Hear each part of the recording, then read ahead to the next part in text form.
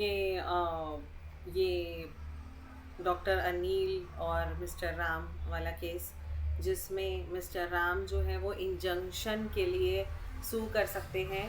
वो चाहे तो कोर्ट में बोल सकते हैं कि डॉक्टर अनिल जो है वो उनकी पर्सनल इन्फॉर्मेशन को दूसरों को लीक नहीं कर सकते हैं, और उसके लिए वो इंजंक्शंस के टाइप होते हैं। तो यहाँ पे वो या तो प्रोहिबिटरी इंजंक्शन की मांग कर सकते हैं या तो मैंडेटरी इंजंक्शन की मांग कर सकते हैं। प्रोहिबिटरी इंजंक्शन में ये होगा कि डॉक्टर अनिल जो है उनको प्रोहिबिट की करेगी court to not to do something, मतलब कोर्ट उन्हें ऑर्डर करेगी कि आप जो है ये अभी स्टॉप करिए, आप उनकी इंफॉर्मेशन जो है दूसरों को डिस्क्लोज नहीं करिए। सेकेंड ऑप्शन होगा मैंडेटरी इंजंक्शन। मैंडेटरी इंजंक्शन में कोर्ट ये बोलेगी कि वो कंपलसरी है, वो मैंडेटरी है पहली बात तो, और उसमें वो ज़्यादा इफ़ेक्टिव होगा क्योंकि कोर्ट उसमें ये बोलेगी कि आपके पास जो भी रिलेटेड रिकॉर्ड्स हैं मिस्टर राम के दवा मेडिसिन से रिलेटेड, उनकी बीमारी से रिलेटेड जो भी आपके पास नोन चीज़ें हैं उसको आप डिस्ट्रॉय कर दो, ताकि कोई भी कॉन्ट्रैक्ट जो है कॉन्फिडेंशियलिटी जो है वो ब्रीच ना हो। तो इंजंक्शन का टाइप का ये सिचुएशनल बेस्ड क्वेश्चन था। फिर ऐसा क्वेश्चन भी आ सकता है कि टाइप्स ऑफ इंजंक्शंस, ये क्वेश्चन हम 3 या 4 बार ऑलरेडी कर चुके हैं। तो 4 टाइप के इंजंक्शन होते हैं। एक तो प्रोहिबिटरी है, that is prohibiting someone to not to do something.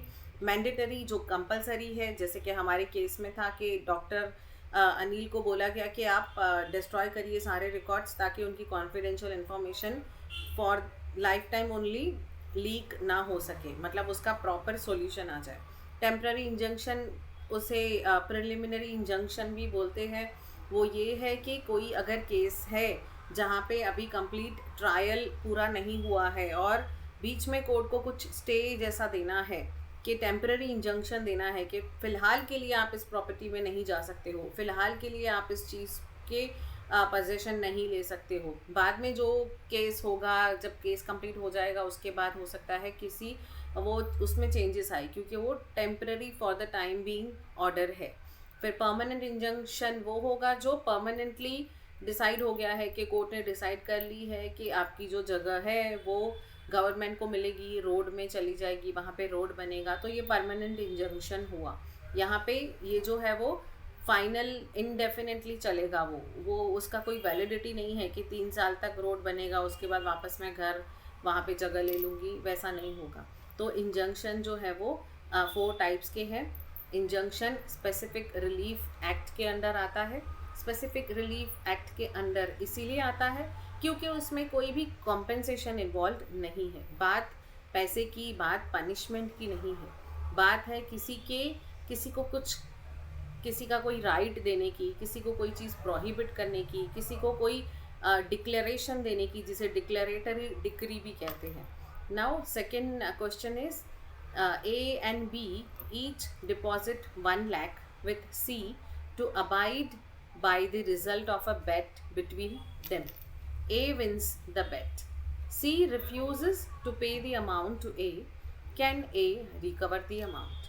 अब ए और बी ने दोनों ने 1-1 लाख रुपया सी को दिया कि एक बैट लगा रहे हैं, जो भी जीता उसको वो 1 लाख तुम दे देना। तो यहाँ पे ये हुआ कि सी जो है वो उसने अमाउंट पे करने से इनकार कर लिया। किसको? ए को, जो कि बैट जीता था। अब ये अगर आप रेफ़र करोगे तो हम लोगों ने जिस दिन कॉन्टीजेंट कॉन्ट्रैक्ट किया था उसके साथ हमने वेजरिंग कॉन्ट्रैक्ट भी किया था। अब वेजरिंग कॉन्ट्रैक्ट वो कॉन्ट्रैक्ट होते हैं जो कि वॉइड नहीं होते हैं, जो कि वॉइड होते हैं, जो कि लीगल नहीं होते हैं, तो एनफोर्सेबल बाय लॉ नहीं होते हैं, क्योंकि वो चीज़ों पे बेस्ड हैं जो कि लीगल नहीं है।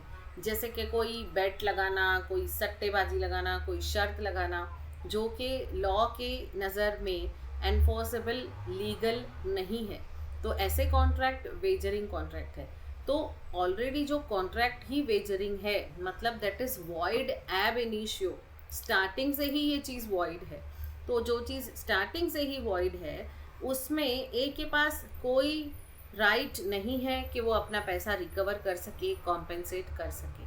तो इसका आंसर है no, A can not recover the money from C because the original agreement was being on a void wagering contract. जो ओरिजिनल एग्रीमेंट ही बना है वो एक बेट पे बना है, वो एक शर्त पे बना है कि हम दोनों शर्त लगा रहे हैं, जो भी जीतेगा उसको सी जो है वो 1 लाख देगा। मतलब मैंने भी पैसे दिए, बी ने भी पैसे दिए, अब सी के पास पैसे रखे लेकिन सी ने पैसे दिए ही नहीं। तो इसका बेस जो था वो ही वॉइड वेजरिंग कॉन्ट्रैक्ट पे बेस था। तो ऑलरेडी वो वॉइड है, मतलब नल एंड वॉइड है, मतलब वो लीगल नहीं है, लेजिट नहीं है। तो according to Indian law, agreements made by way of wager, जो शर्त लगाता है, वेजर मतलब जो शर्त या बेट लगाता है, are void and no suit can be brought to recover any money won on a wager. तो कोई इसके रिलेटेड कोई सूट आप फाइल नहीं कर सकते हो। तो ये वॉइड एग्रीमेंट है। The agreement between A and B is a wager, ये वेजरिंग एग्रीमेंट है, इसीलिए ये वेजरिंग कॉन्ट्रैक्ट है, ये शर्त की बात है। Such agreements are considered void under section 30 of Indian contract act 1872। No legal enforceability, इसमें कोई लीगल एनफोर्सेबिलिटी नहीं है, तो आप कोर्ट के पास जा ही नहीं सकते हो क्योंकि ये एग्रीमेंट ऑलरेडी वॉइड है। नो राइट टू रिकवर, अब वॉइड ही नहीं है, लीगल एनफोर्सेबिलिटी ही नहीं है, मतलब वॉइड है, वैलिड ही नहीं है, लीगल एनफोर्सेबिलिटी ही नहीं है, तो आपके पास कोई हक नहीं है उसे रिकवर करने के लिए। तो since the contract is void from the beginning, A can not legally claim ₹1 lakh from C even though A won the बेट। ए ने बेट जीता है, नहीं भी जीता हो कुछ फ़र्क नहीं पड़ता, क्योंकि वो पहले से ही वो वेजरिंग कॉन्ट्रैक्ट है और वेजरिंग कॉन्ट्रैक्ट जो है वो वॉइड है। The deposit with C was made under illegal agreement and cannot be enforced by any party, तो कोई उसको कुछ कर नहीं सकता। Now next question, A enters into a contract with B for signing at his theatre for 3 nights for a fee of 1000 every night. She sings for 2 nights and is taken ill. 2 night के लिए ए ने B के साथ contract किया singing के लिए उनके theatre में। 3 नाइट्स के लिए पर नाइट उनको 1000 रुपीज़ मिलना था, और ए जो है वो बीमार पड़ गई एंड 2 नाइट गाने के बाद वो बीमार पड़ गई। तो अब बी जो है वो डैमेजेस के लिए, जो भी उनको लॉस ऑफ प्रॉफिट हुआ ए की वजह से, क्या वो मांग सकता है? तो यस, मांग सकता है, क्योंकि यहाँ पे ये एक तरह का ब्रीच ऑफ कॉन्ट्रैक्ट है। उसका रीज़न कुछ भी हो, बट ए ने जो कॉन्ट्रैक्ट किया था कि मैं 3 नाइट्स के लिए गाऊंगी वहाँ पे, उसके बजाय उसने 2 ही नाइट्स वहाँ पे परफॉर्म किया, गाया, और 3rd night she was not able to come because of illness. तो 2 नाइट का पैसा उसको मिलेगा, बट 1 नाइट के लिए वो डैमेजेस, अगर कुछ लॉस हुआ है उसकी वजह से बी को, तो फिर बी के पास पावर है, बी के पास राइट है कि वो अपने डैमेजेस के लिए ए से कॉम्पेंसेशन मांग सकता है। Yes, B can ask for damages for the loss of profit from A, but only for the 3rd night, not for first 2. A's illness is a breach of contract, as it prevents her from fulfilling her promise to sing for 3 nights. उसने जो promise किया था, जो contract किया था 3 nights गाने का, उसमें वो पूरा नहीं कर पाई क्योंकि उसके पास वो बीमार हो गई, और ये बीमार होना breach of contract है। but she is entitled to the payment for the 2 nights she performed, but 2 nights जो उसने परफॉर्म किया उतना तो उसको मिलना चाहिए। तो रीज़न ये है कि क्योंकि breach of contract है, उसका इलनेस जो है, उसने कॉन्ट्रैक्ट को ब्रीच किया, इसीलिए वो अपना प्रॉमिस को फुलफिल नहीं कर पाई। अब ये रीजनेबल कॉम्पेंसेशन के इसमें आएगा, because under section 73 of Indian contract act the non breaching party is entitle, जो पार्टी ब्रीच नहीं कर रही है, मतलब बी, ए तो गाना गाने वाली थी, उसने ब्रीच किया, तो जो नहीं ब्रीच कर रहे हैं मतलब B is entitle to reasonable compensation for any loss. तो वो कॉम्पेंसेशन जो है वो रीजनेबल होना चाहिए। ऐसे नहीं कि आप उसे 1 करोड़ मांगोगे, 10,000 मांगोगे, जब आप उसको देने वाले 1000 हो तो आप उससे ज़्यादा अमाउंट तो मांग नहीं सकते हो। तो is entitle to reasonable compensation for any loss और damage suffered due to the breach. This includes the loss of profit from the 3rd night. तो जो भी उसका प्रॉफिट का लॉस हुआ है वो मांग सकता है। Now entitlement to payment for performance, लेकिन उसको जितने उन्होंने परफॉर्मेंस किया है 2 नाइट उतना तो उनको देना ही पड़ेगा। तो A is entitle to get the performance payment. ऐसा नहीं है कि वो उसको वो भी नहीं मिलेगा, एक दिन वो नहीं गा पाई तो 2 दिन का नहीं मिलेगा, तो वैसा नहीं होगा। तो A is entitle to be paid for 2 nights she performed. B can not refuse to pay her for those nights. Now proof of damages क्या होगा? अगर बी चाहता है कि मुझे जो भी डैमेजेस हुए हैं, जो नुकसान हुआ है, उन्होंने नहीं गाया है, उस वजह से जो भी नुकसान हुआ है, तो वो नुकसान अगर क्लेम करना चाहता है तो उसको उस नुकसान का एविडेंस देना होगा। वो ऐसे ही नहीं बोल सकता कि मुझे 50,000 का नुकसान हुआ, मुझे 60,000 का नुकसान हुआ। तो जो भी आप बता रहे हो कि आपको डैमेज हुआ है, नुकसान हुआ है, या फिर आप किसी और को लेके आके नहीं कर पा रहे थे, मतलब जो भी उसको नुकसान हुआ है उसका उसको एविडेंस देना होगा, तो ही कोर्ट बताएगी कि उसको कितना कॉम्पेंसेशन मिलना चाहिए। To succeed in a claim for loss of profit, जो उसको प्रॉफिट में नुकसानी हुई है, B would need to prove the damages with evidence, उसको एविडेंस देना पड़ेगा। As courts will not award compensation based on speculation. आप स्पेक्यूलेशन के बेस पे नहीं बोल सकते हो कि अंदाज से मुझे इतना नुकसान हुआ है।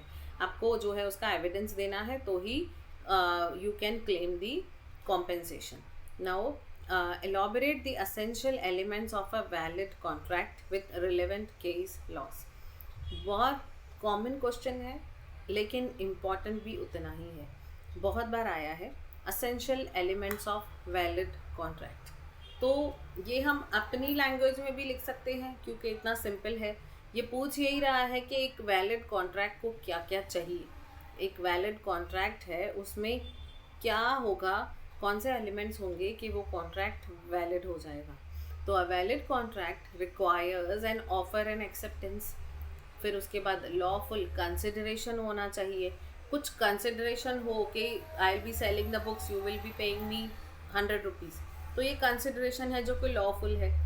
उसके पहले ऑफर होगा, I want to sell this book, accept होगा, yes I want to purchase this book, तो ऑफर एक्सेप्टेंस होगा, फिर लॉफुल कंसिडरेशन होगा, फिर कॉम्पिटेंट पार्टीज़ होनी चाहिए, मतलब कैपेसिटी ऑफ पार्टीज़ होनी चाहिए कि जो पार्टीज़ कॉन्ट्रैक्ट कर रही है वो कॉम्पिटेंट हो, एज वाइज, दिमागी रैशनलिटी वाइज, और फ्री कंसेंट से हो, कोई उन पे जोर ज़बरदस्ती ना हो, और ऑब्जेक्ट भी लॉफुल हो। ऐसा नहीं कि मैं किसी की सुपारी दे रही हूँ, किसी को किडनैप करने का कॉन्ट्रैक्ट कर रही हूँ, तो वो भी वैलिड कॉन्ट्रैक्ट नहीं है। तो ये हम समझ के भी लिख सकते हैं कि एक तो ऑफर एंड एक्सेप्टेंस हो, फिर सेकंड लॉफुल कंसिडरेशन हो, फिर कॉम्पिटेंट पार्टीज़ होनी चाहिए, दोनों की कैपेसिटी होनी चाहिए, फिर फ्री कंसेंट होना चाहिए, अपने इच्छा स्व इच्छा से कॉन्ट्रैक्ट कर रहे हैं, एंड लॉफुल ऑब्जेक्ट होना चाहिए। ये सब होने के बाद इंटेंशन भी होना चाहिए कि ये लीगल रिलेशन क्रिएट करेगा, मतलब दोनों बाइंड कर रहे हैं एक दूसरे को कि हम ये काम करेंगे, तो there is an intention to create legal relations. तो ऐसे ही हमारे पॉइंट्स हो गए, एक ऑफर एंड एक्सेप्टेंस, एक लॉफुल कंसिडरेशन, एक कॉम्पिटेंट पार्टीज, एक फ्री कंसेंट, और लॉफुल ऑब्जेक्ट, और intention to create legal relation. हमारे 6 पॉइंट हो गए और यही 6 पॉइंट का आंसर है। The agreement must not be void और इलीगल। तो जो कॉन्ट्रैक्ट बनता है, कॉन्ट्रैक्ट बनने के लिए एक ऑफ़र होता है, फिर ऑफ़र एक्सेप्ट होता है, फिर ऑफ़र प्लस एक्सेप्टेंस मिलके एग्रीमेंट बनता है, और जब ये एग्रीमेंट लीगल होगा और वॉइड नहीं होगा तो ही वो एग्रीमेंट कॉन्ट्रैक्ट बनेगा। तो यही बात लिखी है कि agreement must also not be void और इलीगल, वो इलीगल नहीं होना चाहिए, ना ही वो वॉइड होना चाहिए। Case laws illustrate these principle such as, ये इंपॉर्टेंट केस लॉ है, जब भी एसेंशियल ऑफ वैलिड कॉन्ट्रैक्ट आता है तो हमें ये लिख के आना है, Carlill versus carbolic smoke ball company. तो ये बहुत इंपॉर्टेंट, बहुत कॉमन केस लॉ है in the world of contracts, तो हमको ये तो लिखना ही। For specific requirements of unilateral offer, जहाँ पे एक साइड का ऑफर होगा और एक साइड एक्सेप्टेंस होगा, दोनों साइड से ऑफर नहीं होगा, यूनिलेटरल होगा। बायलैटरल अंडरस्टैंडिंग होगी, दोनों की सेम लाइन ऑफ अंडरस्टैंडिंग होगी, जिसको हम कॉन्सेंसस एड आइटम भी कहते हैं, बट ऑफर जो होगा वो यूनिलेटरल होगा, एक साइड से होगा। And बेल्फर versus बेल्फर for the presumption against legal intention in domestic agreements. तो ये केस को भी लोग याद करते हैं कॉन्ट्रैक्ट में, क्योंकि उसमें लीगल इंटेंशन देखा जाता है। कॉन्ट्रैक्ट अगर करना है, एग्रीमेंट अगर करना है, तो लीगल इंटेंशन जो है वो करेक्ट होना चाहिए। अब फर्स्ट पॉइंट ये है कि वैलिड ऑफर एंड एक्सेप्टेंस हो। सेकंड पॉइंट ये है कि लॉफुल कंसिडरेशन हो। दोनों में कंसिडरेशन कुछ तो हो, जैसे कि कोई वैल्यू हो, जैसे हम बुक्स की बात करें, कार की बात करें, कोई भी ऐसी बात करें जहाँ पे एक्सचेंज में कुछ तो दोनों पार्टीज़ को, अगर एक को बुक मिल रहा है तो दूसरे को पैसे मिल रहे हैं, एक को कार मिल रही है तो दूसरे को पैसे मिल रहे हैं, एक को पैसे मिल रहे हैं तो दूसरे को सर्विसेज मिल रही है, तो कुछ ना कुछ कंसिडरेशन है। द कंसिडरेशन जो है वो लॉफुल होना चाहिए, रियल होना चाहिए, नॉट अगेंस्ट पब्लिक पॉलिसी। कोई पब्लिक पॉलिसी के अगेंस्ट इमोरल चीज़ नहीं होनी चाहिए। नाउ कैपेसिटी ऑफ पार्टीज़ क्या होंगी कि कॉन्ट्रैक्ट कौन कर सकता है। एक तो वो साउंड माइंड का होना चाहिए, वो लीगली एडल्ट होना चाहिए, 18+ होना चाहिए, और कोई और लॉ के हिसाब से वो डिसक्वालीफाइड नहीं होना चाहिए, कोई प्रिजनर, कोई क्रिमिनल नहीं होना चाहिए। उसके लिए भी केस लॉ है कि Mohori Bibee versus Damodar Das Ghose held that the contract with a minor is void ab initio. अगर आपने किसी माइनर के साथ कॉन्ट्रैक्ट किया है और वो माइनर उस कॉन्ट्रैक्ट को परफॉर्म नहीं कर रहा है, तो आप कोई केस नहीं कर सकते हो, बिकॉज आपका कॉन्ट्रैक्ट शुरू से ही वॉइड है। It is void ab इनिशो। आपने कॉन्ट्रैक्ट किया ही गलत है, शुरू से ही आपने गलती की है कि आपने एक माइनर के साथ कॉन्ट्रैक्ट किया है, जो कि सबसे पहली बात है कि elements of a valid contract ये कहता है कि पार्टीज कॉम्पिटेंट होनी चाहिए। कॉम्पिटेंट होनी चाहिए मतलब साउंड माइंड होनी चाहिए, एज जो है वो मेजॉरिटी होना चाहिए, और किसी लॉ के हिसाब से वो डिसक्वालीफाइड नहीं होनी चाहिए। तो यहाँ पे माइनर के साथ कॉन्ट्रैक्ट करना मतलब आपने शुरू से ही वो कॉन्ट्रैक्ट को, वो वॉइड है, फिर वहाँ पे आप किसी से भी कॉम्पेंसेशन की मांग नहीं कर सकते हो। फ्री कंसेंट भी इम्पॉर्टेंट है, इससे रिलेटेड भी हमने बहुत केसेस देखे हैं, तो क्वेश्चंस भी देखे हैं कल। What it means, the parties must agree to same thing in same sense without any external pressure. उन पे कोई थ्रेट, कोई कोर्शन, कोई भी undue influence, fraud, misrepresentation या मिस्टेक जैसी कोई बात नहीं है। दोनों एक ही पॉइंट ऑफ व्यू रख रहे हैं और दोनों सेम लाइन ऑफ अंडरस्टैंडिंग में हैं, तो ही वो फ्री कंसेंट होगा। लॉफुल ऑब्जेक्ट होना चाहिए, ऑब्जेक्ट करेक्ट होना चाहिए कि किसी को किडनैप करना या किसी को और किसी चीज़ के लिए थ्रेट देना, ऐसा कोई भी कॉन्ट्रैक्ट जिसका ऑब्जेक्ट लॉफुल या इमोरल हो, लॉफुल नहीं हो या इमोरल हो, तो वो कॉन्ट्रैक्ट वैलिड कॉन्ट्रैक्ट नहीं है। और इंटेंशन क्या है? Intention to create legal relations, मतलब दोनों पार्टी अपने आप को लीगली बाइंड कर रहे हैं, अगर उनका इंटेंशन ये है तो वो वैलिड कॉन्ट्रैक्ट है। And certainty and possibility of performance भी इम्पॉर्टेंट पॉइंट है कि वो सर्टनिटी होनी चाहिए। ऐसे नहीं कि इररिलेवेंट हवा में बातें बोल रहे हैं कि चांद तारे तोड़ के दे दो एंड ऑल। तो कॉन्ट्रैक्ट की जो चीज़ें हैं वो सर्टन होनी चाहिए एंड पॉसिबिलिटी उसके होने चाहिए। एग्रीमेंट नॉट बीइंग वॉइड, जो एग्रीमेंट वॉइड होंगे, कोई कोई एग्रीमेंट ऐसे होते हैं जो लॉ के हिसाब से वॉइड है, जो लॉ के हिसाब से आप नहीं कर सकते हो। जैसे कि कोई ऐसे एग्जांपल देख सकते हैं कि हिंदू मैरिज एक्ट में सेकंड मैरिज नहीं कर सकते अगर पहले को डिवोर्स नहीं दिया तो यहाँ पे क्या होगा कि जो एग्रीमेंट वॉइड है, ऐसे एग्रीमेंट आप करोगे तो फिर वो नॉट एनफोर्सेबल होंगे। तो यहाँ पे एग्जांपल भी दिया है कि agreement in restrain of trade और मैरिज, ऐसे कोई एग्रीमेंट्स है जो वॉइड है, तो फिर आप वो कर रहे हो तो वो वैलिड कॉन्ट्रैक्ट नहीं बनेगा। Contract without considerations are void, ये यूजुअल केसेस में होता है कि हर कॉन्ट्रैक्ट में कंसिडरेशन का होना अनिवार्य है। कंसिडरेशन होगा तो ही वो कॉन्ट्रैक्ट वैलिड है, मतलब कुछ ना कुछ तो कंसिडरेशन मिलना चाहिए, दोनों के बीच में कुछ एक्सचेंज होना चाहिए। अगर मैं बुक दे रही हूँ आपको तो आप मुझे पैसे दे रहे हो, मैं आपको पैसे दे रही हूँ तो आप मुझे कार दे रहे हो, तो कोई कंसिडरेशन होना चाहिए इन usual course of business, in usual course of all contracts. In some cases there are some exceptions, बहुत रेयर ऐसे केसेस होंगे जहाँ पे कंसिडरेशन के बिना भी कॉन्ट्रैक्ट हो सकते हैं, बट जनरली अगर कंसिडरेशन नहीं है तो वो कॉन्ट्रैक्ट वॉइड है। A contract without consideration is void because it lacks the something of value, उसमें वैल्यू नहीं है। exchange between parties, making it a naked promise that is not legally enforceable. मतलब उसमें कोई promise नहीं है, उसमें कोई compensation की बातें नहीं है, हवा में बातें चल रही हैं. तो वो बातें जो है जहाँ पे कंसिडरेशन की बात नहीं है, तो वो कॉन्ट्रैक्ट्स void हैं एज पर लॉ.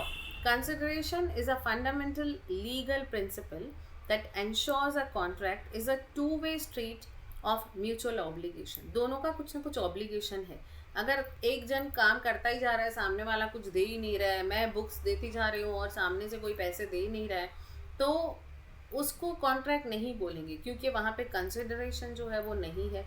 कंसिडरेशन एक फंडामेंटल लीगल प्रिंसिपल है जिसकी वजह से two way street mutual obligation होता है. मेरा भी कुछ ऑब्लिगेशन है, सामने वाले का भी कुछ ऑब्लिगेशन है. मैं बुक्स दूंगी तो सामने वाला मुझे पैसे देगा, तो वो म्यूचुअल ऑब्लिगेशंस है.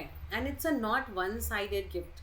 वन साइडेड गिफ्ट जो होगी वो कॉन्ट्रैक्ट नहीं है, क्योंकि उसमें कंसिडरेशन नहीं है. However, there are legal exceptions where the contract can be valid without consideration. लेकिन ऐसे कुछ एक्सेप्शंस हैं जो कि लीगल भी हैं, जहाँ पे कॉन्ट्रैक्ट वैलिड हो सकता है विदाउट कंसिडरेशन. इसका बहुत सिंपल एग्जांपल हम दे सकते हैं कि अगर गिफ्ट डीड होती है, कोई हस्बैंड अपनी वाइफ को प्रॉपर्टी गिफ्ट करता है, कोई वाइफ अपने हस्बैंड को प्रॉपर्टी गिफ्ट करती है. अब यहाँ पे कोई कंसिडरेशन नहीं होता है. मैं अपने हस्बैंड को कोई गिफ्ट दूंगी अगर कोई प्रॉपर्टी, तो मैं उनसे पैसे तो नहीं लेने वाली, तो मैं ये कंसिडरेशन ये लेकिन वैलिड कॉन्ट्रैक्ट होगा, जबकि उसमें कोई कंसिडरेशन नहीं है फिर भी. तो ऐसे वाले केसेस जो है वो एक्सेप्शंस हैं, जहाँ पे कंसिडरेशन के बिना भी उस कॉन्ट्रैक्ट को वैलिड माना जाता है. That can be out of love and affection, that can be out of any relationship. ऐसी कोई चीज़ होगी तो ऐसे केसेस में एक्सेप्शंस हैं. कुछ केसेस में एक्सेप्शंस हैं जहाँ पे कॉन्ट्रैक्ट विदाउट कंसिडरेशन भी वैलिड हो सकता है. तो such as if it is made in writing, लेकिन वो राइटिंग में होना चाहिए, और रजिस्टर्ड हो due to natural love and affection. Natural love and affection से अगर, और वो रजिस्टर्ड भी है, हम उस गिफ्ट डीड को रजिस्टर कर रहे हैं, उस पर स्टैम्प ड्यूटी भर रहे हैं और फिर ट्रांसफ़र कर रहे हैं वो प्रॉपर्टी के राइट्स, तो कोई कंसिडरेशन नहीं ले रहे हैं एक दूसरे से, तो ऐसे केसेस में वो राइटिंग में है अगर, और due to natural love and affection है, तो ऐसे केसेस को विदाउट कंसिडरेशन भी लीगल माना जाता है. या फिर कोई रिटन प्रॉमिस है कि किसी कोई बोल के गया था, बड़ा मेरे दादा अगर बोल के गए हैं कि ये जो प्रॉपर्टी है ये मेरी ग्रैंड डॉटर को ही मिलनी चाहिए, तो यहाँ पे किसी का प्रॉमिस कोई पूरा कर रहा है, तो मैं कोई कॉम्पेंसेशन नहीं करूँगी उसमें. तो if it is a written promise, किसी ने प्रॉमिस किया है रिटन में, कॉम्पेंसेट फॉर पास्ट एक्ट, किसी पास्ट एक्ट के लिए, या कोई फ्रेंड्स हैं वो बोल रहे हैं कि पहले तुमने मुझे हेल्प की थी 10 साल पहले, इसीलिए अभी 10 साल बाद मुझे, अभी मेरे पास पैसे हैं तो I can give you any kind of a gift.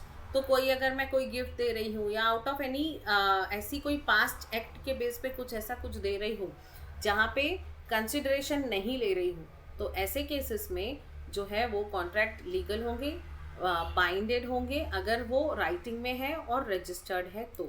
और पे अ टाइम बेरेड डेब्ट, कोई पहले पुराना बहुत डेट है जो नहीं पे किया है, बहुत साल से वो बैड डेब्ट समझ के चल रहा था सामने वाला कि नहीं मिलने वाला है, और मुझे लग रहा है अचानक से अब पैसे आ गए तो मुझे लग रहा है कि चलो मैं रीपे कर देती हूँ, तो यहाँ पे मैंने रीपे कर ली है. या फिर टाइम बेरेड डेट जो है उसके बजाय मैंने कुछ और चीज़ दे दी, कि जो मुझे पैसे देने थे उसके बजाय कोई और चीज़ दी, तो ऑब्वियसली मैं उनके सामने, मैं अगर अपना घर दे रही हूँ किसी को, पहले के पुराने कर्जे होंगे उसके अगेंस्ट, तो मैं कोई कंसिडरेशन नहीं ले रही हूँ अगर घर दे रही हूँ तो ऐसे केसेस में इवन दो कंसिडरेशन नहीं है फिर भी वो कॉन्ट्रैक्ट जो है वो वैलिड है. अदरवाइज कंसिडरेशन के बिना सारे कॉन्ट्रैक्ट्स वॉइड हैं.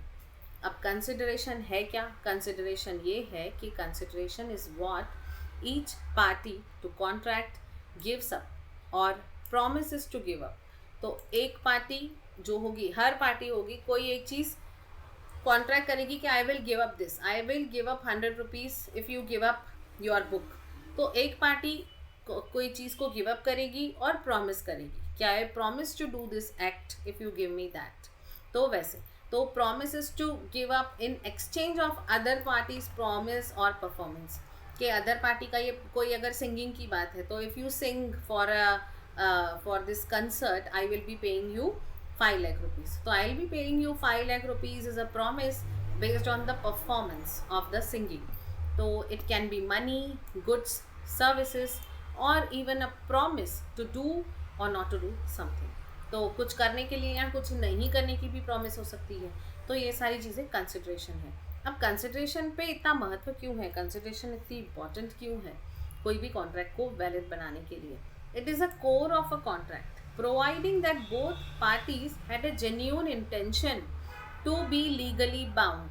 तो दोनों का जेन्यून इंटेंशन पता चलता है जस्ट बिकॉज ऑफ कंसिड्रेशन. अगर मैं रेंट पे अपना घर किसी को दे रही हूँ, तो मैं घर दे रही हूँ रेंट पे, तो मेरा इंटेंशन है to earn some rent out of that house, and सामने वाले का इंटेंशन है to get a house on a rent और उसमें वो रह सकूँ, तो उसको फैसिलिटी मिल जाएगी और मुझे जो है वो कंसिड्रेशन अमाउंट मिल जाएगा. तो वहाँ पे उसका भी एक कंसिड्रेशन उसको मिल रहा है कि ही इज़ having something, मतलब to have something or not to have something. तो I am promising कि I will be giving you the rights to stay in that property. तो यहाँ पे दोनों पार्टीज़ को कुछ ना कुछ कंसिड्रेशन है, दोनों पार्टीज़ का जेन्यून इंटेंशन है कि दोनों लीगली एक दूसरे को बाइंड कर रहे हैं और एग्रीमेंट में आ रहे हैं जहाँ पे एक म्यूचुअल एक्सचेंज ऑफ वैल्यू है कि इतना अमाउंट होगा, जो भी म्यूचुअली दोनों सेम लाइन ऑफ अंडरस्टैंडिंग में बैठ रहे हैं. Without it the agreement is considered a जो gratitude बोलते हैं ना कि gratitude promise हो जाएगा वो, मतलब ऐसे ही without any funds honorable हो जाएगा वो. that law will not enforce. तो law ऐसी चीज़ों को enforce नहीं कहेगा. law कहेगा कि consideration होना ही चाहिए except for these cases कि natural love and affection से कुछ है, कुछ राइटिंग में रजिस्टर्ड क्लोज फैमिली मेम्बर्स को आप वैलिड कॉन्ट्रैक्ट करके उनको कुछ गिफ्ट दे रहे हो या उनको कुछ ऐसे ही राइटिंग में दे रहे हो, तो वो चीज़ें जो है वो कॉन्ट्रैक्ट विदाउट कंसिड्रेशन होके भी वैलिड होगी.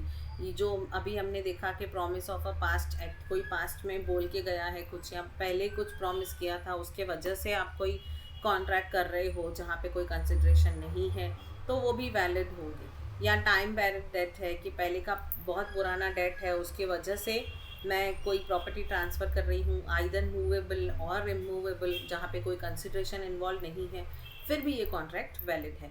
या फिर कोई एजेंसी एग्रीमेंट है.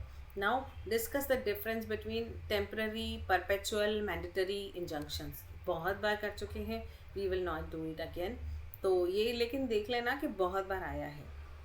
नाउ यहाँ पे एक चीज़ है जो हमने नहीं की है कि circumstances for granting a temporary injunction. Temporary जो यहाँ प्रिलिमिनरी इंजंक्शन जो है वो कौन से सर्कमस्टेंसेस में कोर्ट ग्रांट करती है?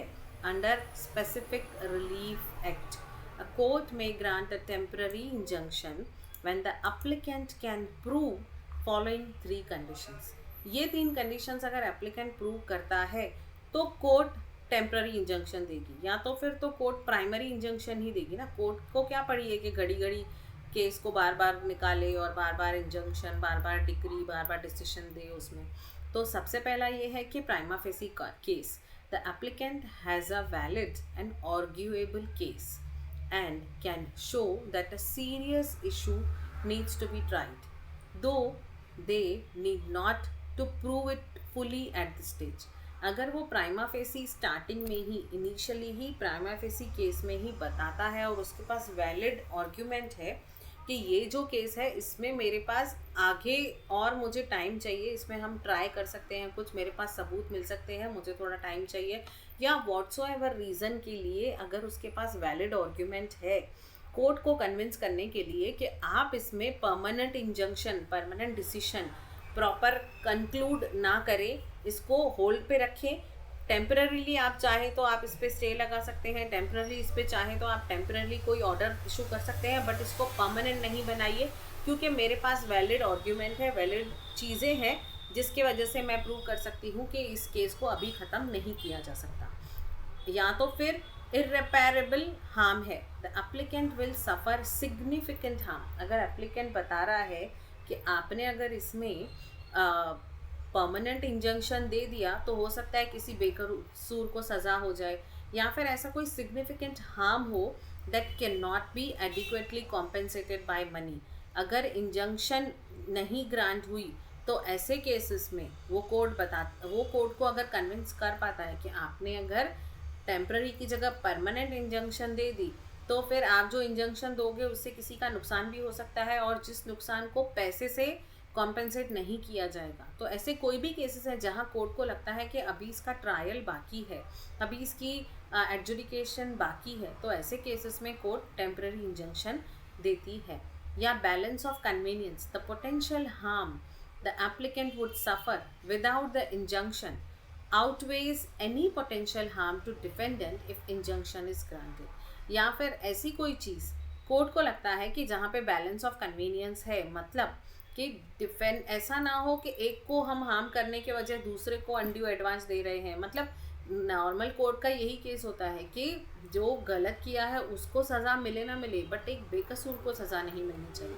तो बैलेंस ऑफ कन्वीनियंस जहाँ कोर्ट को लगता है तो वहाँ पे ऐसे केसेस में कोर्ट टेम्पररी इंजंक्शन इशू करती है, जो कि परमानेंट नहीं होता, वो फॉर द टाइम बिंग होता है। उसके बाद उसमें चेंजेस आ सकते हैं, हो सकता है वो ही टेम्पररी परमानेंट इंजंक्शन बन जाए, हो सकता है वो सुपरसीड हो जाए, रूल आउट हो जाए और नया इंजंक्शन आ जाए। With relevant example describe recovery of possession of movable and immovable property. अब यहाँ पे भी बात है कि पोजेशन की रिकवरी है, ना ही कोई कॉम्पेंसेशन है, ना ही कोई ये बात है पनिशमेंट की बात है।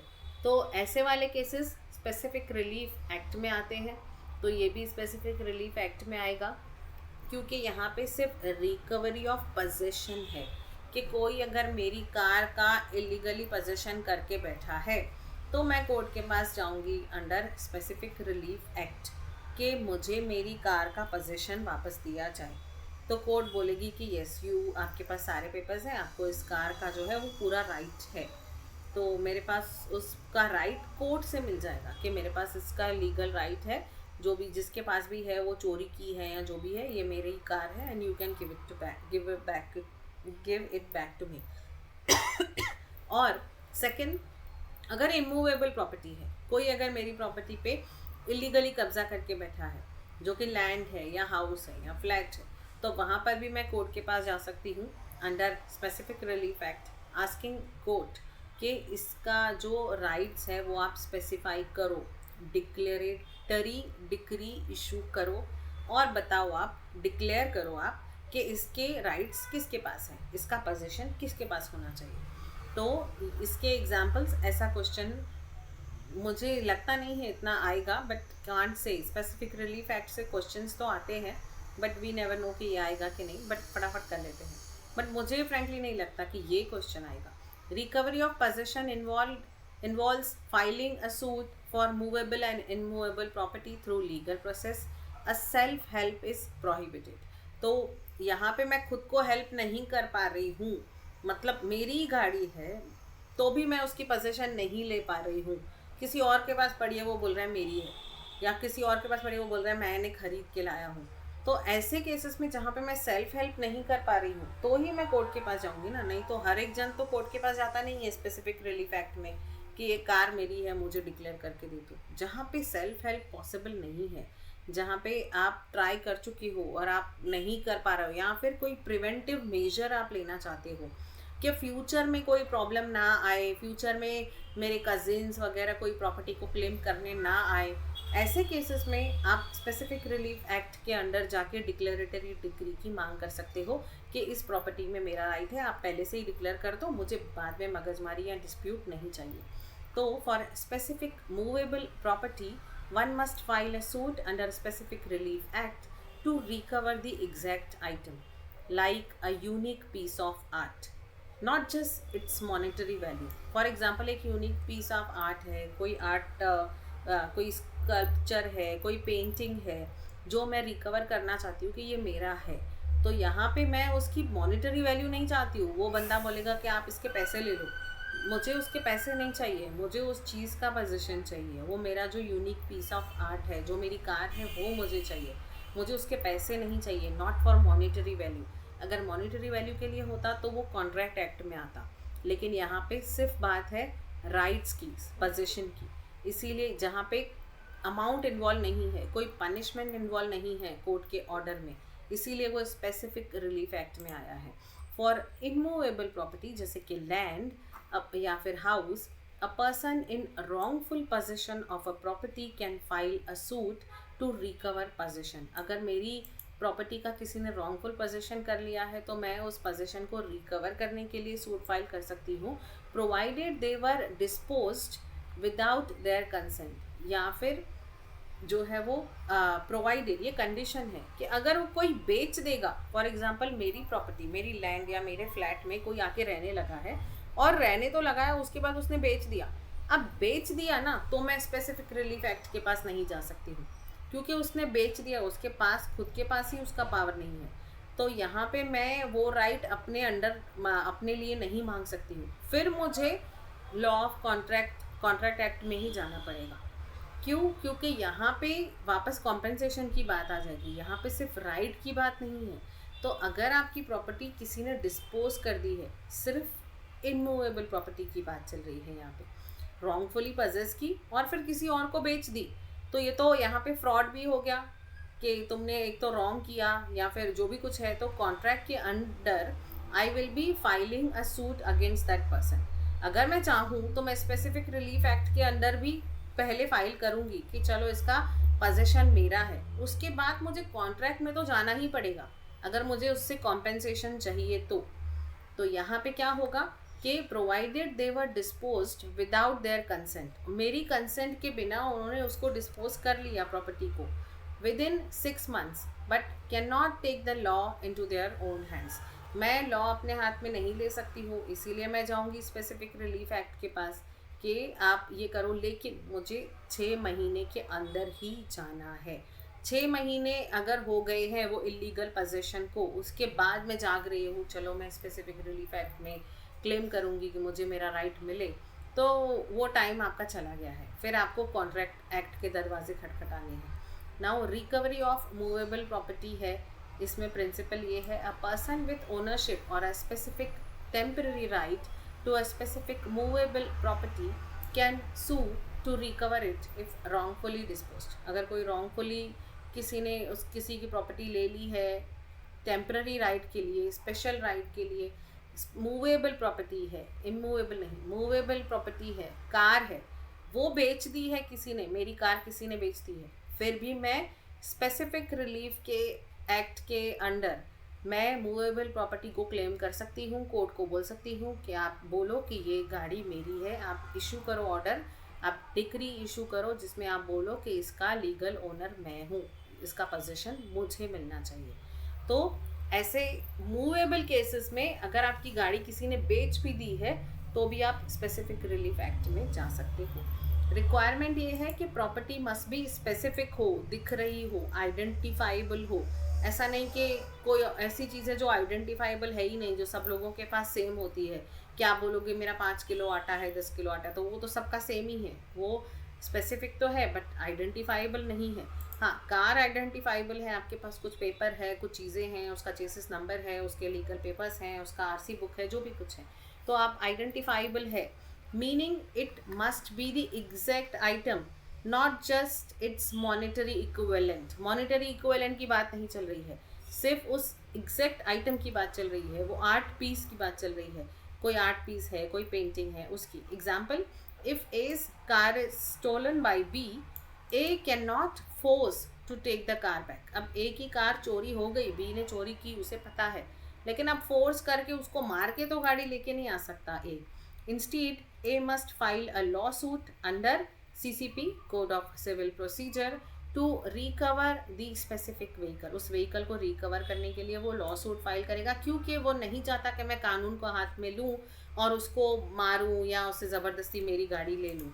तो A can also sue for specific car if a dry cleaner B is wrongfully disposed it of it to third party. और ए तब भी केस कर सकता है अपनी कार के लिए जब बी ने लेने के बाद, बी जो है वो उसका कार क्लीनर है फॉर एग्जांपल, उसने चोरी की गाड़ी और चोरी करने के बाद सी को बेच दी, अब गाड़ी चोरी की, उसने डिस्पोज भी कर ली, मतलब सेल भी कर ली, अब सेल कर ली, किसी और को बेच दी, तो भी मैं इसके लिए स्पेसिफिक रिलीफ एक्ट में जाके अपनी कार को क्लेम कर सकती हूँ। मूवेबल प्रॉपर्टी के लिए कर सकते हैं। लिमिटेशन क्या है इसके, क्या चीज़ें हैं जिसके ये लिमिटेशंस हैं, मतलब नहीं कर सकते हम।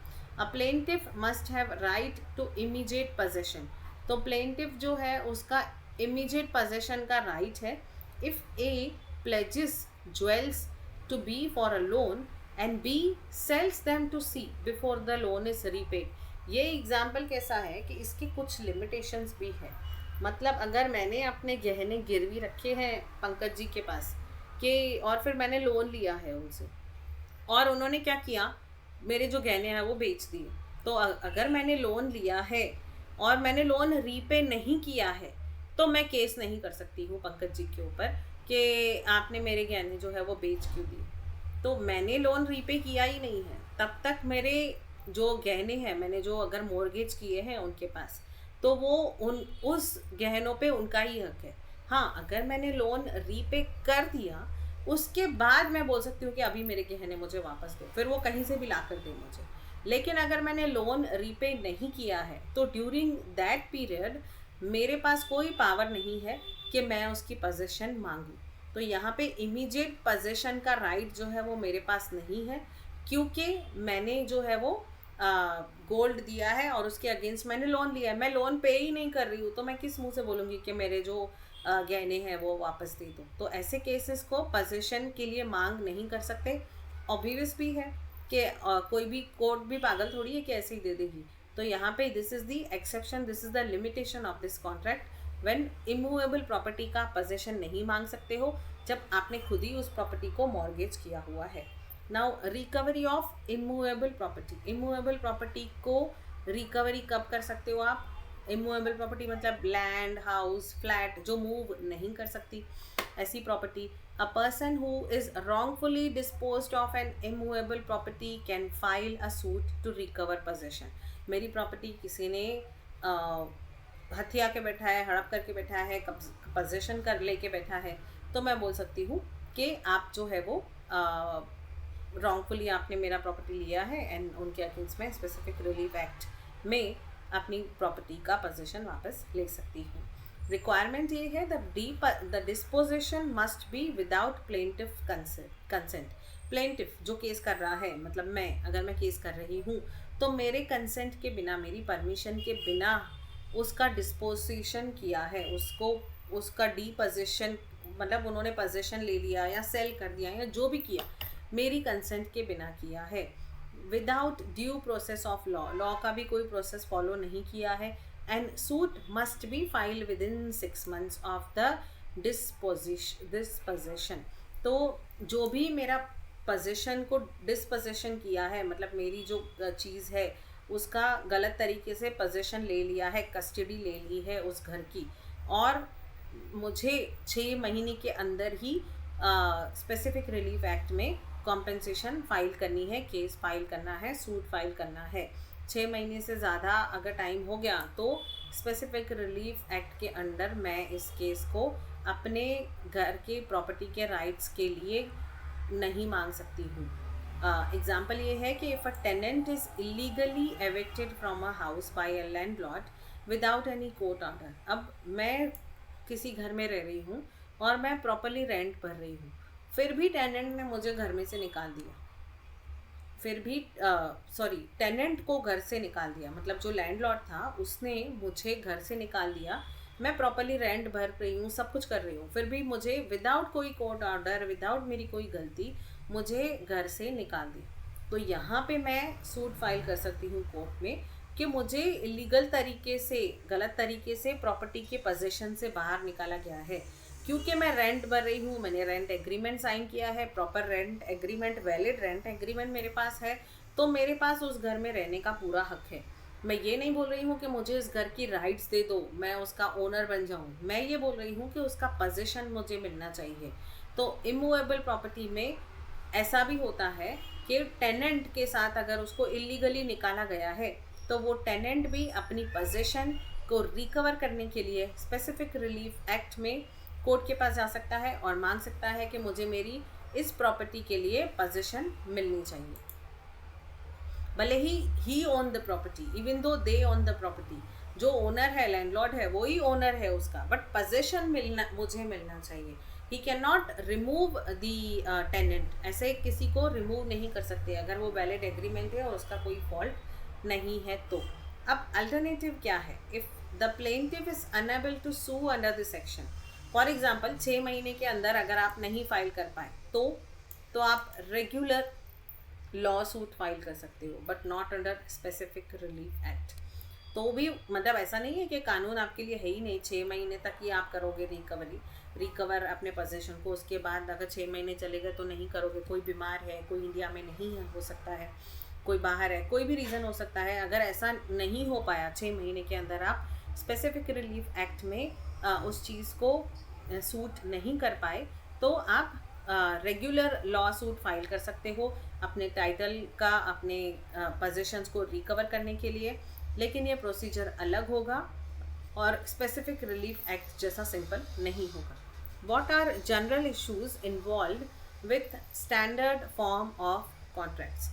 स्टैंडर्ड फॉर्म ऑफ कॉन्ट्रैक्ट क्या कहता है? स्टैंडर्ड फॉर्म ऑफ कॉन्ट्रैक्ट मतलब यूजुअली जो स्टैंडर्ड फॉर्म होता है, मतलब नॉर्मल जो फॉलो होता है।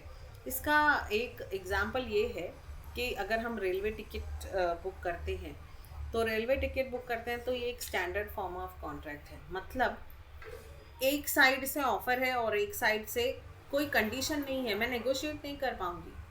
रेलवे का टिकट बुक करने के टाइम पे अगर ट्रेन का टिकट दिखा रहा है 1230 है, तो मैं 1229 भी नहीं भर सकती हूँ। जितना है उतना ही मुझे भरना पड़ेगा। जो सीट मिलेगी वो ही मुझे लेनी पड़ेगी। उसमें कोई भी मैं अपनी कंडीशन नहीं डाल सकती हूँ कि मेरे सामान का क्या, मेरा सामान चोरी हो गया तो क्या। तो ऐसे वाले जो कॉन्ट्रैक्ट्स होते हैं उनको स्टैंडर्ड फॉर्म ऑफ कॉन्ट्रैक्ट्स बोलते हैं, जहाँ पे जिसके कोई प्रॉस भी हैं और कॉन्स भी हैं। बेसिकली उसको बोलते हैं टेक इट और लीव इट। मतलब जो ऑफरर है, जैसे कि रेलवे, वो बोलेंगे आपको लेना है तो लो, यही है। इवन एयरलाइन की टिकट्स है, कोई सॉफ्टवेयर परचेज कर रहे हैं हम, तो उनकी जो कंडीशंस हैं वो ही माननी पड़ेगी मुझे। यहाँ पे मैं बार्गेन करते नहीं बैठूंगी गवर्नमेंट के साथ या एयरलाइन के साथ कि मुझे इतने में ही टिकट दो, ये करो वो करो। तो इट इज़ टेक इट और लीव इट वाला बात। तो standard form of contracts, the general issues with standard form of contracts are unequal bargaining power. सबसे पहली बात, बार्गेनिंग पावर नहीं है मेरे पास। मैं रेलवे की टिकट बुक कर रही हूँ तो मेरे पास कोई बार्गेनिंग पावर नहीं है। 1230 की टिकट है तो मुझे 1230 ही देने हैं, 1220 भी नहीं दे सकती, 1229 भी नहीं दे सकती। और लैक ऑफ नेगोशिएशन, हम कोई चीज़, नेगोशिएशन सिर्फ बार्गेनिंग सिर्फ पैसों की नहीं होती, नेगोशिएशन दूसरी चीज़ों की भी हो सकती है कि मुझे ये नहीं, ये चाहिए, जो भी कुछ है। कुछ बात आप कम्युनिकेशन, नेगोशिएशन एक दूसरे के साथ नहीं कर सकते हो। जैसे कि आप कहीं किसी होटल में जाओगे तो आप नेगोशिएशन कर सकते हो कि मुझे ये रूम नहीं, वो रूम चाहिए। बार्गेन कर सकते हो कि आप रूम के टैरिफ जो है वो 10,000 है तो आप हमको 9,000 दीजिए, अच्छा चलिए ब्रेकफास्ट इंक्लूड करके दीजिए। तो ऐसी कोई चीज़ें होंगी तो वो स्टैंडर्ड फॉर्म ऑफ कॉन्ट्रैक्ट नहीं है। वहाँ पे बार्गेनिंग पावर भी है दोनों के पास, दोनों नेगोशिएट कर सकते हैं। वो बोलेगा कि आपको कौन सा रूम चाहिए, ये रूम नहीं तो फिर ये रूम ले लीजिए, सूट रूम चाहिए तो ये होगा, जो भी कुछ होगा तो वो नेगोशिएशन कर सकते हैं, बार्गेनिंग पावर होता है उनके पास। But standard form of contract जो होते हैं वो वन साइडेड होते हैं, मतलब अनइक्वल बार्गेनिंग पावर है, एक ही पार्टी के पास बार्गेनिंग पावर है, नेगोशिएशन नहीं कर सकते, कुछ बात नहीं कर सकते। पोटेंशियल फॉर अनफेयर और ऑब्सक्योर आइटम्स, तो अनफेयर और ऑब्सक्योर टर्म्स भी होते हैं इसमें। बहुत सारे ऐसे टर्म्स होते हैं जो हमें पता ही नहीं है। इंश्योरेंस का कॉन्ट्रैक्ट हम करते हैं, हमें आधी चीज़ें तो समझ में नहीं आती है, हम ओके आई एग्री टिक करके साइन करके चले जाते हैं। बैंक का कोई अकाउंट खोलते हैं, इतना बड़ा फॉर्म, ऐसी लैंग्वेज होती है, हमें समझ में नहीं आता है। बहुत सारे केसेस में हम लोन लेते हैं बैंक से, कार लोन लेते हैं, हाउसिंग लोन लेते हैं, बहुत सारे टर्म्स एंड कंडीशंस हमको पता ही नहीं चलते हैं। तो हो सकता है कि ऑब्सक्योर टर्म्स हो, तो ऐसे टर्म्स हो जो आम इंसान को समझ में भी नहीं आए, बट उनको साइन करना पड़ता है क्योंकि लैक ऑफ नेगोशिएशन है, बार्गेनिंग पावर अनइक्वल है, और उसका कंसेप्ट ही ये है कि टेक इट और leave it, one sided draft है। हम अपना ड्राफ्ट नहीं दे सकते बैंक को कि मेरे लोन का एग्रीमेंट ये होगा, मैं ये फॉर्म दूंगी और आपको वो भरना पड़ेगा।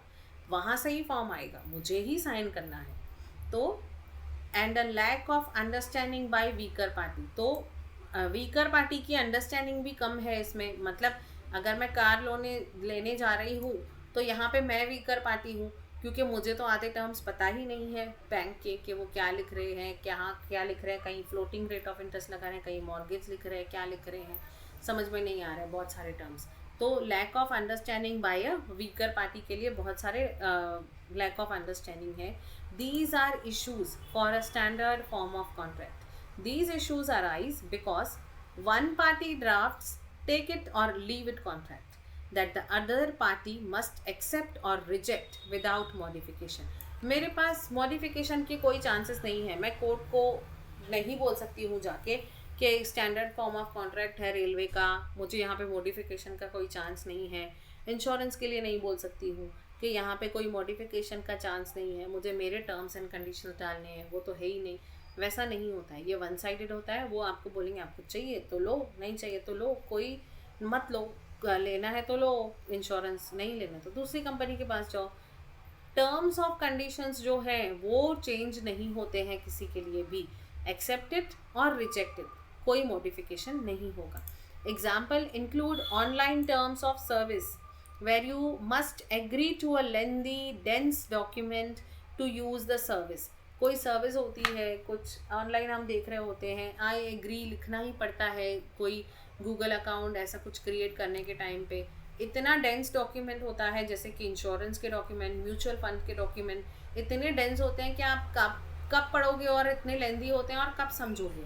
तो ऐसी वाली चीज़ें इसमें आती हैं। और अब bank account agreements that contain clauses limiting the bank's liability। Bank की liability कम से कम है, हमारी liability सबसे ज़्यादा है। बैंक अपने आप को सेफ रखती है। अगर बैंक कोई लोन भी दे रही है या बैंक अकाउंट भी खोल रही है तो ऐसे केसेस में भी सारी लाइबिलिटी हमारी होती है। ये वन साइडेड है, ये स्टैंडर्ड फॉर्म ऑफ कॉन्ट्रैक्ट्स हैं। तो जनरल इश्यूज़ क्या है, क्वेश्चन यही है कि क्या इश्यूज़ होते हैं स्टैंडर्ड फॉर्म ऑफ कॉन्ट्रैक्ट्स में। एक तो ये है जो हमने पहले देखा कि अनइक्वल बार्गेनिंग पावर है, एक ही पार्टी के पास बार्गेनिंग पावर है।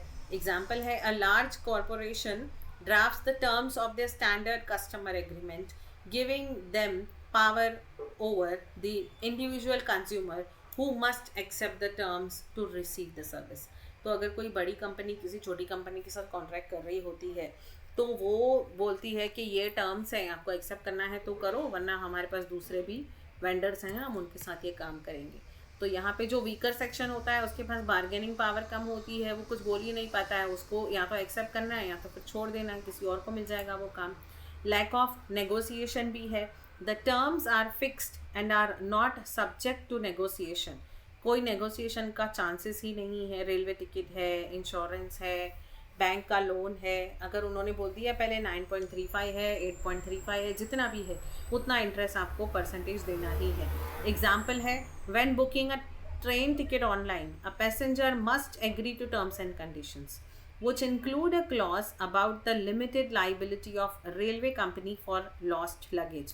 तो जब हम रेलवे टिकट बुक करते हैं, जब हम एक्सेप्ट करते हैं चीज़ों को, तब हम ये भी एक्सेप्ट कर रहे होते हैं कि अगर हमारा लगेज लॉस्ट हुआ तो उसमें रेलवे की बहुत लिमिटेड लाइबिलिटी है, ना के बराबर उनका कोई लाइबिलिटी नहीं है। अगर आप अपना सामान आपका गुम हो गया तो आपके सामान की आप खुद ही ये करें, सेफ्टी आप खुद ही देखें। तो passenger can not negotiate this specific clause. Passenger के पास कोई पावर नहीं कि नेगोशिएट करे कि नहीं नहीं मेरा लगेज बहुत इंपॉर्टेंट है, आप मुझे इसमें इंश्योरेंस दो। आप ट्रेन का टिकट बुक कर रहे हो तो वो आपके पास उतने ही कॉलम हैं जितने आपको भरने हैं। पोटेंशियल फॉर अनफेयर और ऑब्सक्योर टर्म्स, तो एवरेज इंसान को समझने के लिए डोमिनेंट पार्टी जो है वो ऐसे ऐसे क्लॉसेस डालती है जो डिफ़िकल्ट है for average person to understand और that are unreasonably one sided. तो अनरीजनेबली वन साइडेड चीज़ें हैं जो डोमिनेंट पार्टी ही अपने हिसाब से डालती है और आम इंसान, एवरेज इंसान उसको अंडरस्टैंड करने के लिए उसके लिए मुश्किल हो जाती है। एग्जाम्पल है an insurance policy may have complex jargon. तो इतने ऐसे डिफ़िकल्ट कॉम्प्लेक्स टर्म्स होते हैं that makes it unclear to the policy holder that certain common situations are not covered, or a clause that allows the insurance company to change the terms at any time. ऐसे कोई clause होंगे कि insurance company अपने हिसाब से terms को change करेगी, या फिर ये सिचुएशन इसमें कवर्ड नहीं है, हमें पता ही नहीं होगा, हमें लगेगा कि चलो कि क्या है, हम वो समझ ही नहीं पाएंगे उनकी कॉम्प्लेक्स जर्गों को, कॉम्प्लेक्स उनके लैंग्वेज को, टर्म्स को. लैक ऑफ अंडरस्टैंडिंग है ड्यू टू लेंथ. फिर लीगल जार्गन, जो लीगल टर्म्स यूज़ करते हैं, कॉम्प्लेक्सिटी की वजह से वीकर पार्टी जो है, जो पार्टी के सामने ये चीज़ें रखी गई है, वो पूरी तरह से समझ नहीं पाती है. इसमें भी एग्जाम्पल है कि जब हम कोई सॉफ्टवेयर लाइसेंस एग्रीमेंट लेते हैं तो without reading the lengthy and dense text, एक तो इतना लेंदी होता है, छोटे अक्षर में होता है, चलो उसको तो जूम कर भी लेंगे, और इतना डेंस होता है कि the latter find out that they have granted the company permission to collect and use their personal data in ways they did not anticipate. मतलब हमने जो एंटिसिपेट नहीं किया था, जो सोचा भी नहीं था, वो कंपनी के लिए हम सारे उनको परमिशन दे रहे होते हैं, अलाउ अलाउ कर रहे होते हैं जब कोई सॉफ्टवेयर परचेज कर रहे होते हैं. तो हमें पता भी नहीं होता है कि हमारी पर्सनल डेटा को हम एक्सेस दे रहे हैं उस कंपनी को.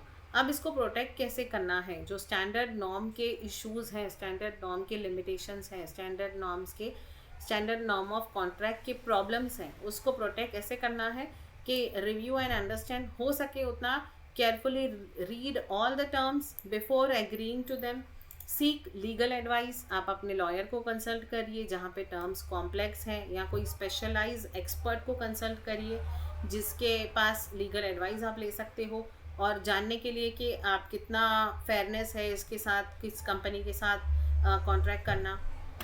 नेगोशिएट कर सकते हो आप अगर पॉसिबल है. अनफेवरेबल टर्म्स है, साइनिंग के पहले आप नेगोशिएट कर सकते हो, ये भी लिमिटेड है, सबके साथ आप नेगोशिएट नहीं कर सकते हो, रेलवे के साथ नहीं कर सकते हो, रेलवे के एयरलाइन के साथ में भी आप कर सकते हो, depending upon the situation.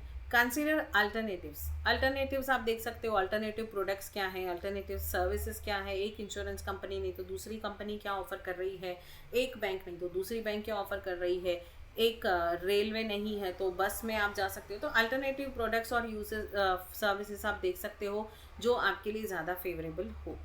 Now 2025 का पेपर हमने किया था ऑलरेडी, बट ये क्वेश्चन हमने नहीं किया था.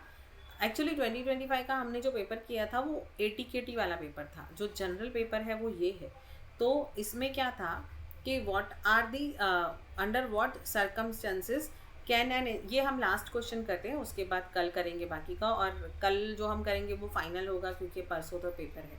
तो इंस्ट्रूमेंट कैसे रेक्टिफाई होंगे, under what circumstances can an instrument be rectified. अब इंस्ट्रूमेंट है क्या? इंस्ट्रूमेंट वो लीगल डॉक्यूमेंट है जो रजिस्टर किया हुआ है, नोटरी की हुई है, जैसे कि किसी कोई डीड है, कोई विल है, कोई ट्रस्ट की एग्रीमेंट है, उसे इंस्ट्रूमेंट बोलेंगे. तो इंस्ट्रूमेंट को रेक्टिफाई कब किया जा सकता है, मतलब इंस्ट्रूमेंट में कोई गलती हुई है, कोई विल है, हम एग्जांपल विल का लेके चलते हैं, विल भी एक इंस्ट्रूमेंट है क्योंकि वो लीगली रजिस्टर्ड है. तो इंस्ट्रूमेंट जो है उसको रेक्टिफाई करना है, तो उसको कैसे रेक्टिफाई किया जा सकता है. An instrument can be rectified when its written terms do not reflect the parties real intentions due to fraud और म्यूचुअल मिस्टेक. तो इंस्ट्रूमेंट रेक्टिफाई हो सकता है जब उसके रिटर्न टर्म्स उसके रियल इंटेंशंस की वजह से, मतलब जो फ्रॉड है या म्यूचुअल मिस्टेक हुई है या दोनों की मिस्टेक हुई है, ऐसे कोई केसेस हैं तो सामने वाले पार्टी रेक्टिफिकेशन की मांग कर सकती है. मतलब फ्रॉड से अगर कोई विल बनाया गया है, कोई मिस्टेक से विल बनाई गई है, कोई ऐसा एग्रीमेंट जो एक पार्टी को पता है कि सामने वाली जानबूझ के मिस्टेक कर रही है, ऐसा कोई इंस्ट्रूमेंट बन गया है, ऐसा कोई एग्रीमेंट फाइनल हो गया है जो स्टैम्प हो गया, नोटराइज हो गया, एफिडेविट बन गया, ऐसा कुछ है, उसको आप चेंज करने के लिए आपके पास क्या क्या सर्कमस्टेंसेस हैं, क्या रीजंस हैं जो आप उस मिस्टेक को करेक्ट कर सकते हो. For rectification to be granted a party must specifically claim it in court. तो पहले तो आपको कोर्ट में क्लेम करना पड़ेगा कि ये रेक्टिफिकेशन मुझे चाहिए, ये करेक्शन मुझे चाहिए. Prove the actual agreement and error that occur. और आप बताओगे कि एक्चुअल एग्रीमेंट क्या होना चाहिए और एरर क्या हुआ है हमसे, मिस्टेक क्या हुई है. तो रेक्टिफिकेशन के सर्कमस्टेंसेस क्या है? एक तो फ्रॉड है, अगर फ्रॉड हुआ है, वन पार्टीज डिसऑनेस्टी और misrepresentation causes the instrument to be written incorrectly. तो मतलब क्या हो गया? अगर एक पार्टी का डिसऑनेस्टी है या एक पार्टी का फ्रॉड है, एक पार्टी ने जानबूझ के मिसरिप्रेजेंटेशन किया है या नेग्लिजेंस की वजह से मिसरिप्रेजेंटेशन किया है, जिसकी वजह से वो इंस्ट्रूमेंट इनकरेक्ट हो गया है, अब उसे करेक्ट करना पड़ेगा। तो कब करेक्ट करना पड़ेगा? जब फ्रॉड हुआ है, मिसरिप्रेजेंटेशन हुआ है, डिसऑनेस्टी की वजह से इंस्ट्रूमेंट इनकरेक्ट हो चुका है। तो दोनों की मिस्टेक की वजह से, दोनों पार्टीज ने नेग्लिजेंस हुआ, दोनों की मिस्टेक की वजह से गलत इंस्ट्रूमेंट बन गया, अब इंस्ट्रूमेंट को रेक्टिफाई करो। Unilateral mistake with knowledge, unilateral is one parties mistake, one party की मिस्टेक दूसरी पार्टी को पता थी, फिर भी उसने उसका एडवांटेज ले लिया कि जाने दो, उसको नहीं पता है ना, कर लेते ऐसे कॉन्ट्रैक्ट। लेकिन फिर बाद में उसको रियलाइज़ हुआ कि मेरी तो मिस्टेक थी, लेकिन सामने वाले को तो पता था, फिर भी उसने नहीं बताया मुझे। तो ऐसे कोई भी केसेस इन शॉर्ट जहाँ पे गलती से इंस्ट्रूमेंट गलत बन गया है, तो वहाँ पे रेक्टिफिकेशन होगा। बट रेक्टिफिकेशन कैसे होगा? पहले आपको सूट फाइल करना है। अ पार्टी या उसका representative, legal year, legal representative, कोई भी कोर्ट में, कॉम्पिटेंट कोर्ट में, जो कोर्ट आपके जुरिस्डिक्शन के अंडर आ रही है, ऐसी कोर्ट में आप जाओगे और वहाँ पे आप सूट फाइल करोगे कि हमारा ये इंस्ट्रूमेंट जो है उसे रेक्टिफाई करना है। फिर आप उसमें क्लेम के बारे में बताओगे कि क्या क्लेम है, क्या प्लीड कर रहे हो आप, और कौन सी चीज़ है जिसको आप रेक्टिफाई करना चाहते हो। उसके साथ साथ आपको प्रूव करना होगा केस को, कि द कोर्ट को कन्विंस करना होगा, कोर्ट कन्विंस होगी कि इंस्ट्रूमेंट जो लिखा हुआ है वो पार्टी का रियल इंटेंशन नहीं बता रहा है, उसमें करेक्शन की ज़रूरत है, और उसमें एरर हुआ था, उसमें करेक्शन की ज़रूरत है, और ये एरर फ्रॉड से भी हो सकता है, मिस्टेक से भी हो सकता है, और ये भी हो सकता है कि court will also consider the actual original intent of parties. तो ओरिजिनल इंटेंशन ऑफ पार्टीज भी कंसिडर करेगी कि आप किस इंटेंशन से आपने ये कॉन्ट्रैक्ट जो इंस्ट्रूमेंट है वो किया था।